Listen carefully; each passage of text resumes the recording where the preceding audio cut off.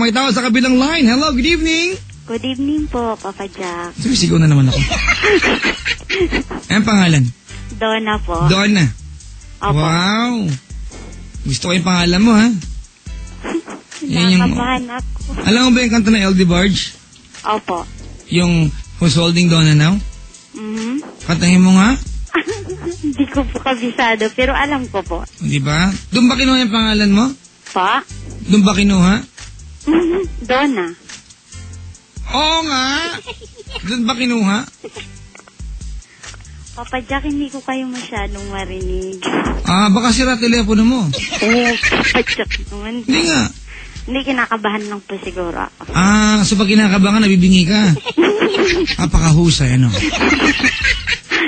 Madali, anong ginagawa ni Donna sa buhay? Nagtatrabaho po. Anong hanap buhay ni Donna? Yaya po dito sa Pasig. Sa Pasig. Opo. So yaya ka dyan sa Pasig? Opo. Lahat ng bata sa Pasig ko nag-aalaga? Hindi naman po. Hindi naman. Anyway, Donna. Po. May asawa na?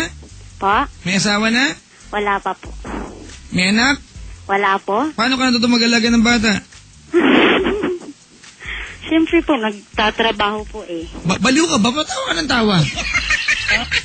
Baliw ka ba? Hindi po. Malapit na po. Huwag kang abutan dito, ha? On air pa tayo. Sige. Ano, paglilingkod ko sa'yo? Manghingi lang po sana ng advice, Papa Jack. Dali. Kwento. Kasi po, yung boyfriend ko po, seaman. Tapos, kauwi lang po nung 29. Gano'ng katagal na kayo niyan? 3 years and 1 month. Gano'ng katagal na siyang seaman? Matagal na din po, since 2008. Gano'ng katagal yun? 3 years na nga. Mula naging kayo, seaman na siya? Opo. Nakilala ko lang po din siya sa barko nung pauwi po ako sa probinsya. Nakanga rin ng pasahero, ano? Hindi, training, OJT niya lang po yun. Okay. So, 3 years, kamusta naman yung 3 taon na naging kayo? Medyo okay na hindi. Ano yun? Kasi po, palagi po siyang wala na sa ibang bansa po siya. Ganon. Ikaw ba, nauunawa mo yung trabaho niya? Po? Nauunawa. Ulit-ulit naman tayo dito. Minsan na po. Puro paulit-ulit naman ako sa'yo. Ikaw ba, naiintindihan mo yung trabaho meron siya? Opo, naiintindihan ko po. Super naiintindihan ko. Talaga may pagdidin. Super! Pakalumipad yan, ha? Hindi po kami magtatagal ng ganun kung hindi ko po inintindi yung trabaho niya. Hindi lang dahil sa pag-iintindi mo yan. Siguro dahil sadyang karapat-dapat intindihin yung boyfriend mo. Opo. Tapos, ayun nga po, Papa Jack, kakauwi niya lang nung 29. Tapos nung June 4, galing po siya sa US. Tapos nung June 4, nagkita po kami. Yan! Ba't ang tagal? Ba't hindi agad-agad? Siyempre po, day off ko po yung hinahabol ko, Papa Jack. Wow! Tapos nung June 12, nakipag-break po siya sa akin. Independence Day yan eh. O yun nga po. Diba araw na kasarinlan? Opo. No, gusto niya nang magsarili. Hayaan mo siya. Bakit anong dahilan niya?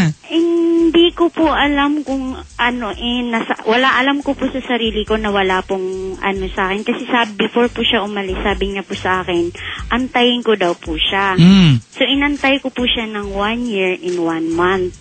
Yung communication niyo during that time, okay ba? Okay naman po. Tumatawag naman po siya sa akin, nagtitext naman po siya. Tapos, paano siya nakipag-iwalay sa'yo ng June 12? Nakipag-iwalay daw po siya kasi nga po, hindi niya daw, nawala na daw po yung feelings niya sa akin nung nasa barko po siya. Inaalon, ganon? Opo. Hindi, yun lang po yung reason niya sa akin. Teka lang, matanong ko lang. Yung pakikipaghiwalay niya sa'yo, personal ba o sa text lang? Text lang po, Papa Jack. After na, nagkausap pa ba kayo? Hindi na? Hindi na po. Never na po siyang nag-text. Never na din po akong nag-text sa kanya. So ma-pride ka din? Hindi, Papa Jack, kasi nung June 12, nag-text, hiwalay po kami, and then June 13 ng gabi, nag-text po ako sa kanya ng kahuli-huli ang text ko sa kanya. Na sabi ko, good luck na lang sa review mo. Sabi ko pong ganun. Hindi ka nag-attempt tanungin talaga kung bakit? Hindi, marami po siyang sinabi sa akin na nakikipag-iwalay po siya kasi marami po siyang dahilan. Pero Kaya yung dahilan niya is nawala po yung feelings niya po sa akin nung nasa barko po siya. Marami pong nagbago sa kanya. Matanong ko lang, Donna, ikaw mahal mo pa siya hanggang ngayon? Super po. Kasi po, Papa Jack.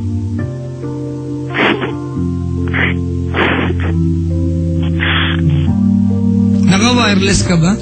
Po? Naka-wireless ka? Hindi po. Sige, paputol-putol yung line mo eh. Ayun nga po nakakainis. Papa Jack, huwag ka naman ganyan. Naiiyak na ako. Ano question mo sa akin? Pa? What's your question? Papa Jack naman, hindi ko kayo maintindihan. Ano question mo sa akin? Paano po gagawin ko para makamove on? Kasi super hirap na po ako, Papa Jack eh. Kasi 3 times na pong ginagawa sa akin to na siya po yung nakikipag-break. Pero naaayos naman po namin. Pero sa pagkakataong to, ayaw ko na po talaga makipagbalikan sa kanya. Anong question mo sa akin, Donna? Ano pong dapat kong gawin para makamove on? Since kung babalik man po siya, ano pong dapat kong gawin? Kasi alright, Donna, kasi wala naman ang dapat pag-usapan pa. Alam mo kung bakit? Po. Alam mo kung bakit? Ano po? Hindi ko po. Nakipaghiwalay siya, di ba? Opo. At ikaw na nagsabing ayaw mo na rin. Ano pa ang point? Nakipaghiwalay siya, ayaw mo na rin. Eh, anong gagawin natin? Ayaw niyo parehas. O di tama lang naghiwalay kayo, goodbye. Nahihirapan lang po kasi ako ngayon. Kaya nga eh, di ba nakipaghiwalay siya, ayaw na niya. Nawala na yung feelings niya, tama mali? Yun po yung sabi niya. Okay, yun ang sabi niya sa'yo, tama mali? Tama po. Sabi niya, Donna, ayoko na, maghiwalayan tayo, nawala na yung feelings sa'yo, tama? Opo, yun po yung pagkasabi ano ang problema mo, Donna? Eh, ayaw mo na rin naman pala.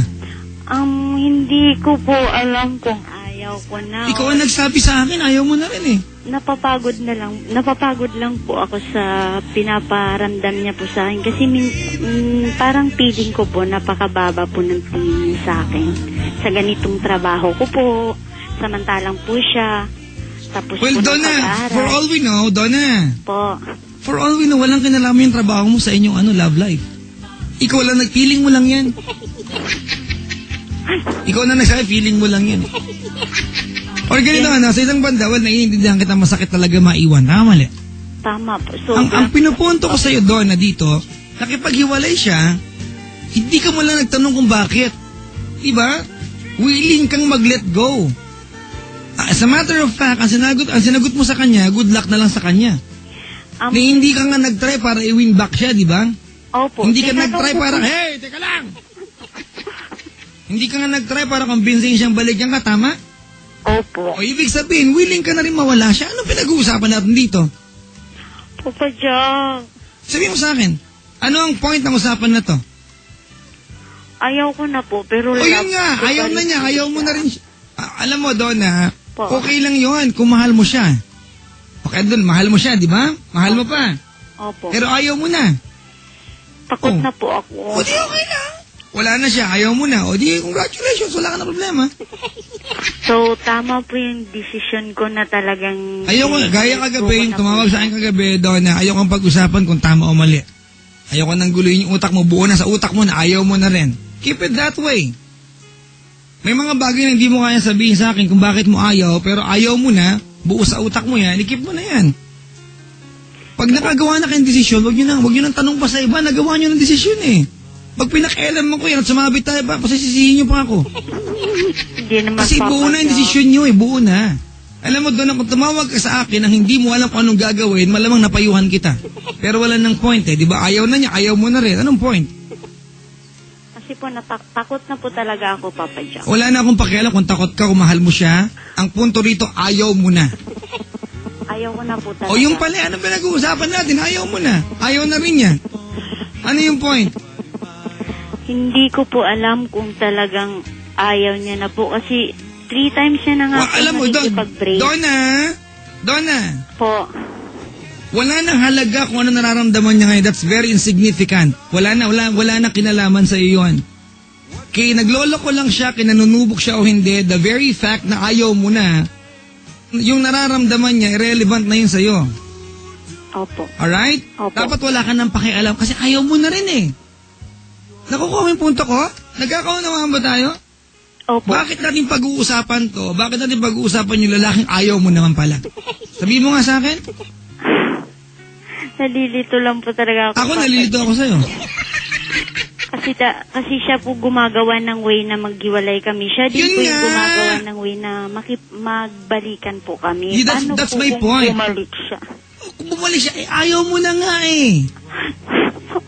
Di ba ayaw mo na? Ayaw sa utak ko po, ayaw ko na po. Pero mahal ko pa siya talaga. Kahit mahal mo kung ayaw mo na. Walang pinagkaiba yan sa, mga kaibigan, gusto mong kumain ng adobo, di ba? Hindi. Walang pinagkaiba yan sa gutom ka pero ayaw mo kainin yung adobo. Opo. Isinigang ang gusto mo, nasa harap yung adobo, ayaw mo. Hindi mo kakainin yun, tama? Opo. O, ganun din yan. Kahit mahal mo siya, kung ayaw mo na, wala tayong magagawa. Buo na ang desisyon mo, ayaw mo. Huwag mo hingaan ha, amoy kinula mo kanina. Ano po? Tosino lang po. O kaya, tosino ba? Opo. Kala ko century egg. Papa Jug. Well, thank you din po sa advice. O, anong pinaya ko sa'yo? Po? Anong pinaya ko sa'yo?